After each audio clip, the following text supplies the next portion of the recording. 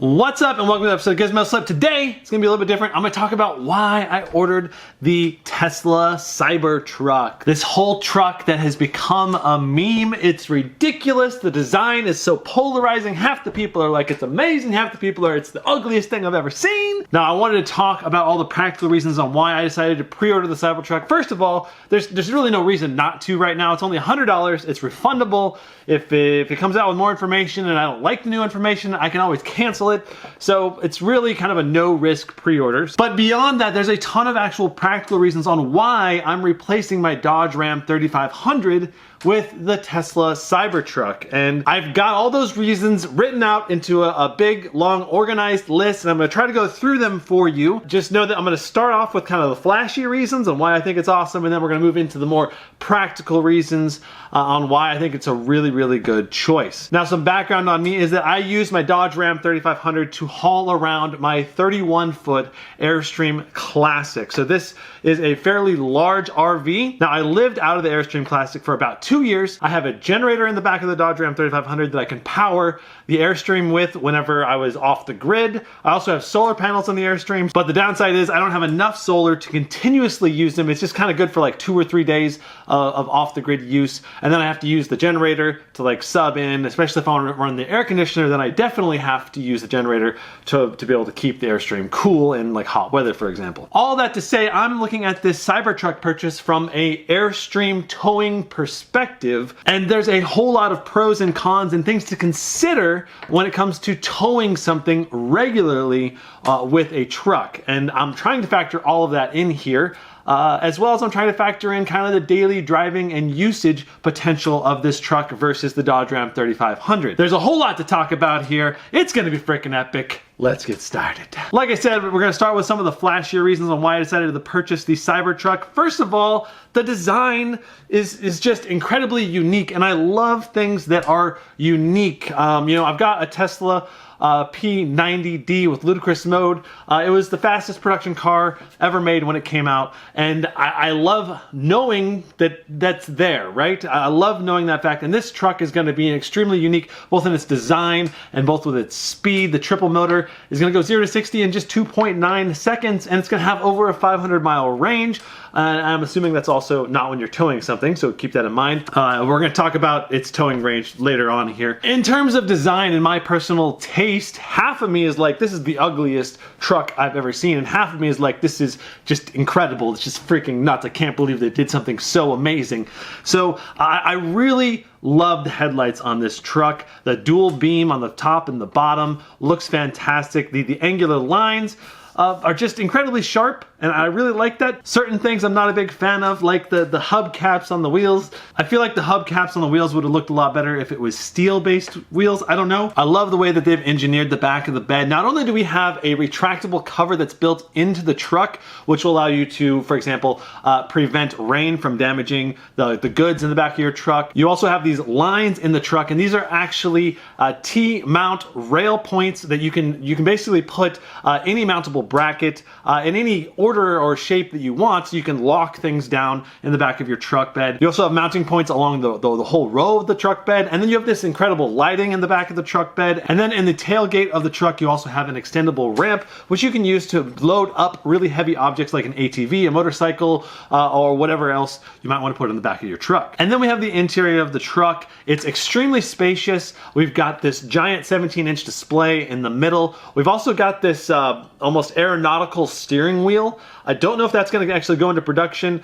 Some other reviewers are saying that it might turn into a full circular steering wheel before it goes into production. I'm not sure. Then we also have the fact that this is a cold rolled steel exterior to the vehicle. Because they use cold rolled steel, that means they have more room on the interior to make it more spacious. And all of the reviews are saying it's just an extremely large interior that's just incredible leg room. And that's kind of what I'm expecting from the mega cab that I have already. You know, I'm 6 foot. I can sit in the back of my mega cab and still have like 8 inches of knee space. Is kind of insane. And I'm expecting something similar in this Tesla Cybertruck. So the good news here is that I'm not giving up any kind of road trip comfort for my passengers, especially if I'm driving across country. And just for context sake, I have driven the Dodge Ram 3500 2.5 times all the way around the country. Like I've done one half trip and then 2 full trips around the country with the Dodge Ram. It's a great travel truck. I can't recommend the Dodge Ram 3500 enough. So again, why am I switching? We're gonna get to it here in a minute here. Another thing I love about this truck is its 0 to 60 performance. Tesla is saying that it's gonna be at least 2.9 seconds, 0 to 60 with the triple motors, 4.5 seconds with the dual motors, and like 6.5 seconds with the single motor. So depending on the range, the speed, and the towing capacity you need/want, you'll need to select which of these 3 models you're going to want to get. Now, I pre-ordered the tri-motor package because of the additional range, the speed upgrade, and the towing capacity all meet the specifications I need to tow my Airstream. And the range, I think, is super important here because when Tesla says it goes 200 miles or 300 miles or 500 miles, they're talking under ideal conditions. That means not towing something and predominantly on a flat space. So if you're going up a mountain, expect a lot less range. If you're towing something, also expect a lot less range. Now I talked to a Model X owner at a supercharger station that was towing an Airstream that was smaller than my Airstream, but still it was a Model X. And I was asking them what kind of range they were getting, and they said that they were getting about 50 to 60% of their total range while towing the Airstream. So I'm expecting something similar. If it says 500 plus miles range, I'm assuming that the towing range is going to be closer to 250 miles, which is still ultimately plenty. To get from supercharger station to supercharger station, you really need about 120 miles range on average. And if you want to have lots of flexibility between the supercharger stations, you really need about 250 miles of range. So that way you can kind of skip over some of them. The nice thing, of course, with a longer range and a bigger battery pack is that you'll have longer distances in between your stops. Instead of stopping 4 times for a half hour each on a long road trip, you might stop just twice for 1 hour each. The longer the stop and less frequently you have to stop, the better, in my opinion, because you just plan your meals around charging times and you're basically good to go. But if you have to stop every 2 hours, you're not gonna need to eat every 2 hours. So it's just more convenient to have at least 250 mile range in between stops. Other positives for the Cybertruck, we've got a 6-person capacity in the Cybertruck. The front middle seat folds down or folds up for a total of 6 possible seats. The Mega Cab that I have only seats 5. The center console cannot double as a seat, at least not in the model that I have. Now the Cybertruck comes with the fully autonomous self-driving capability. So whenever fully autonomous driving is fully legalized in the United States, you're going to be able to take advantage of that. That said, you'll need to pay to unlock the software. Tesla typically lets you pay less if you unlock it before you buy it. You'll have to pay a little bit more if you take ownership of it first and then unlock it later. Usually it's a couple $1,000s more to unlock it at that point. So I personally pre-ordered the tri-motor setup with the self-autonomous driving right out of the box just to save a little bit of extra money. Now a fully autonomous self-driving car is something I have dreamed of. I would love to be able to take road trips and be able to take a nap or be able to watch a movie or play video games while on the road trip and be the one that's technically supposed to be driving, because I'm the one that always drives on road trips. Carla drives as little as possible, and so the predominant responsibility for driving is left to me. So I would love a self-driving car for road trips, and more so I would love a self-driving car when I'm hauling an RV, because driving with an RV is even more stressful. So I'm very curious to know if the fully autonomous self-driving still works when you're towing a vehicle or not. So that would be a very good thing to know. Either way, I'm still super excited about having a fully autonomous self-driving vehicle. And by 2021, I would expect that fully self-driving vehicles would have been fully legalized and basically all the kinks ironed out by that point. But I mean, there's no guarantee. It could take a little bit longer than that, hard to say. So that's all the flashy kind of reasons. Let's talk practicality. Why did I decide to get a Cybertruck over the Dodge Ram 3500? Well, first of all, I would say it's because of fuel cost. This is like one of the #1 reasons. This Thanksgiving, I was talking to Carla about, should we fly to Texas or should I drive the Dodge Ram 3500 with the Airstream and we can kind of make a whole trip out of it. It's going to take, of course, several days of additional travel time driving with an Airstream down there. And because of the fuel cost and because of the additional travel time, I decided not to drive. We decided to fly because flights were only like $300 for each of us. And the fuel cost for driving a diesel truck with a trailer trailer was going to be like $600 anyway. When diesel costs as much as it does, and when you get very low miles per gallon when hauling a trailer, I only get about 11 miles per gallon with my Dodge Ram. So you're looking at very expensive fuel costs when you're doing long road trips. Currently, it's impossible to know how much less you're going to pay for driving a Cybertruck versus the Dodge Ram 3500, but it's got to be at least less than half, because we're looking at probably more energy efficiency coming out of the electric vehicle. And number two, electricity is just dramatically cheaper than diesel to begin with. So on a per mile basis, it's gonna be less guaranteed. How much less it's gonna be, it's hard to say exactly. And the great thing about this is when I'm deciding whether I want to do a road trip, you know, if we do a whole road trip across the United States and back, that's like $4,000 in fuel right there.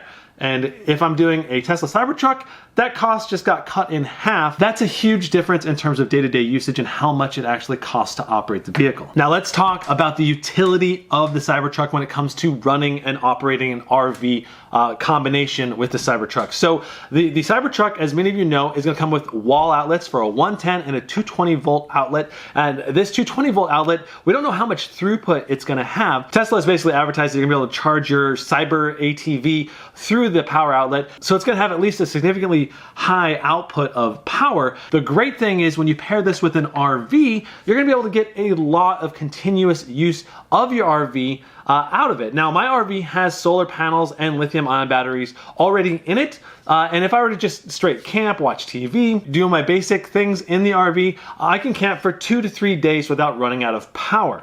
But eventually I use more power than my solar panels can provide and I run dry. So the great thing about the Cybertruck is that I'll be able to plug in to the Cybertruck and stay topped off, and then whenever I want to charge, I can just go to a supercharger station with just the Cybertruck, top it off in like an hour, come on back, and I'll have like another probably at least a week's worth of usage of the Airstream boondocking. So basically it's like a way to quickly and easily keep your RV juice topped off. Now I think the biggest question that I have is that, you know, I used to use a generator in my Dodge Ram 3500 so I could operate my air conditioners in my Airstream. So the big question is, will the outlets in the Cybertruck actually allow for an RV air conditioner to run? Honestly, I doubt it, but if it can even run for like just a half hour so I can stop for a lunch break when it's really hot out and turn the AC on inside the Airstream, it'd be amazing, okay? Now, when I'm towing an RV, I need to have a decent range. Now, my current Dodge Ram 3500 gets about 11 miles to the gallon. It's got a 32-gallon tank, so with a couple gallons wiggle room there, you're looking at like a 280, 290 mile range currently on my Dodge Ram 3500. If we get half the towing capacity range of the 500, so 250 mile range, that's a pretty good amount of range for the Tesla Cybertruck. So those are my hopes for the Cybertruck, but you know, as it gets closer to delivery time and as people actually start testing out the range, we'll get a lot better idea of what the actual range is when towing something behind the vehicle. Now there is something I want to clarify here, and that is that, you know, Tesla claims a 14,000 pound towing capacity, and the simple fact is a truck like the Dodge Ram 3500 has like a potential towing capacity of like 30,000 pounds in terms of engine power.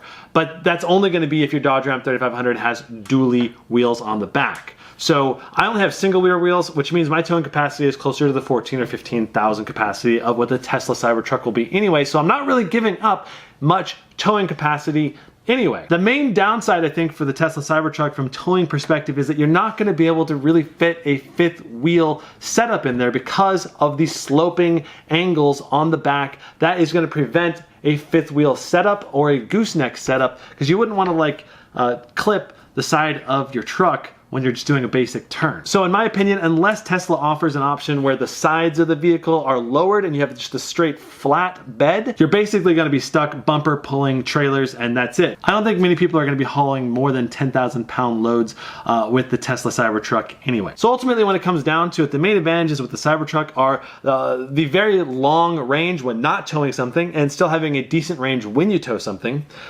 You've got the autopilot. You've got the extremely fast performance when you're not towing something. You've got like basically like super sports car built into a truck. Of course, you don't have the handling of a sports car, but the straight line performance will be amazing. You also have auto hitching. So basically one of the most annoying parts of being an RV owner is actually backing up the hitch to line up perfectly. Sometimes you just go forward and back 10 times to be able to get it perfect. The great thing about the Tesla Cybertruck is it's gonna have an autopilot hitching where it's gonna back up and line up hopefully perfect every time as long as they design the software right. I imagine it will work pretty well. So that's basically all the positives around the Cybertruck. What about the negatives of the Cybertruck? What things am I concerned about? What might cause me to cancel my pre-order of the Cybertruck? First of all, the Tesla supercharger network can be really congested in certain areas. Like in areas that are a little bit wealthier, a lot more people are buying a lot of Teslas, especially since the Model 3 came out. The supercharger station close to me sometimes completely fills up during busy days, especially on weekends like Saturday and Sunday. I have tried charging my Tesla on a Saturday with 6 cars waiting to charge, and if you're traveling, for example, on a weekend, you might have to wait an hour before you charge your car, and then you also have to wait for the actual charge to go through.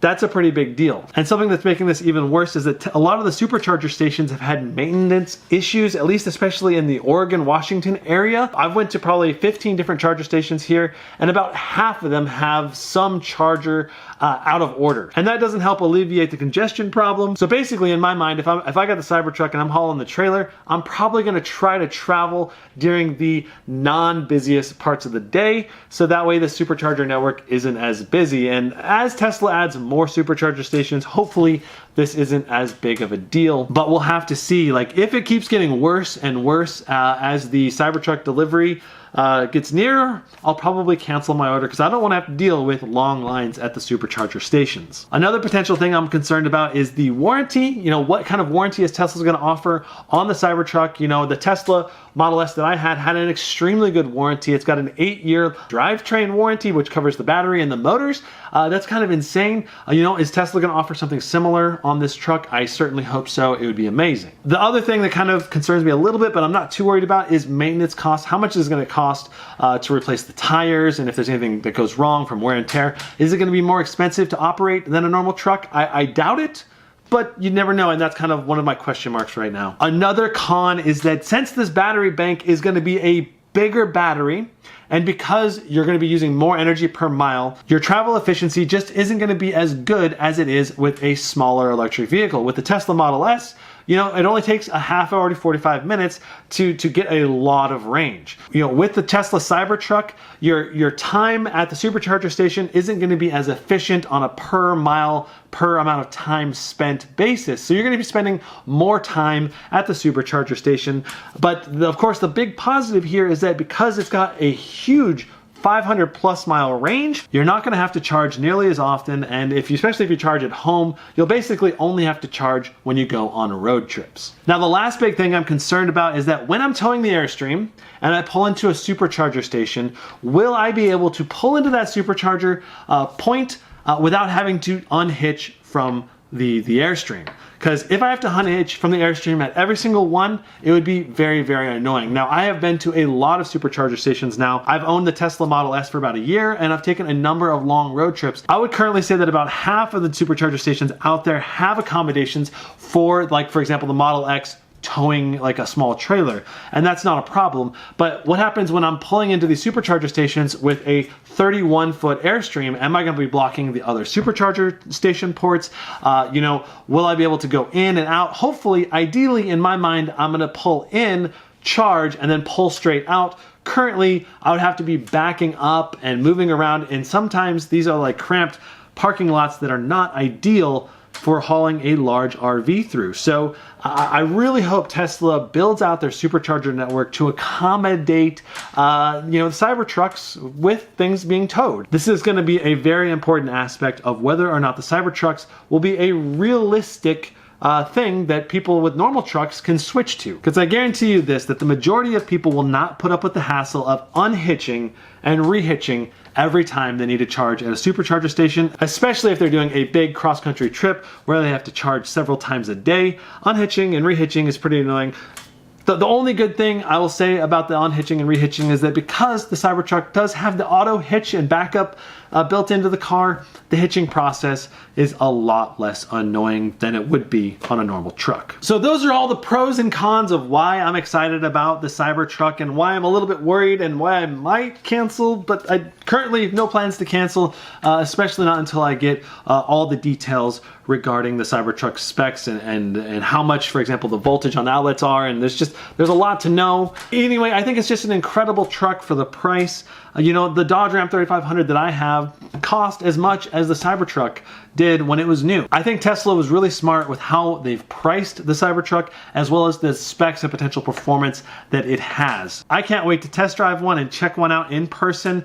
I think it's just going to be incredible. Let me know. I'm really curious what your thoughts are on the Cybertruck. You know, is the design ridiculous? Do you love it? Do you hate it?